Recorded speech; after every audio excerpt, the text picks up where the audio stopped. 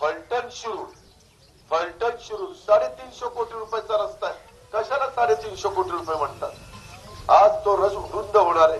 त्याच्यात वाहतूक वाढल्यानंतर आजूबाजूला जसं पूर्वी लोणी भापकर मधनं जात असताना एवढं कुणी इथं थांबायचं नाही. आज इथं दुकानं झाली.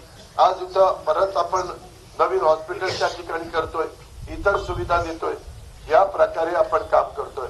आणि मित्रांनो, माझ्या यावेळेस मनात आलं की बाबा एक किती दिवस मी सांगणार आहे. सुरुवातीला साहेबांनी पाझर तलाव केंद्र 67 ला लोकांना वाटलं गहू आणि तेलावर पाझर तलाव झाले की आपल्याला पाण्याचा प्रश्न सुटेल, परंतु पाऊसच पडेना.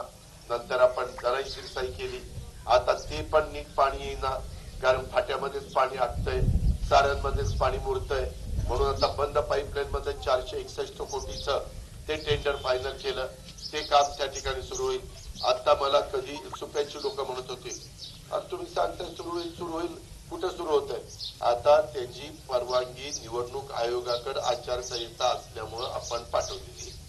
म्हणजे मी नाही पाठवली, सरकारने पाठवली, खात्याने पाठवली. ही परवानगी आली तर त्याचं टेंडर त्या ठिकाणी होईल. म्हणजे जनाई सिरसाई पलीकडे, करा नदीच्या पलीकडं सगळ्या भागामध्ये बंद पाईपलाईन मधनं कुणालाही वंचित न ठेवता पाण्याची बचत करून तलाव वगैरे भराभर भरण्याचं काम त्या ठिकाणी होईल. पावसाळ्यामध्ये जे पाणी मोठ्या प्रमाणावर वाहून उजनी आणि उजनीवरून कर्नाटकामध्ये तिकडं समुद्राला जातं, त्याच्या आत आपल्याला ते पाणी उचलायचं आहे.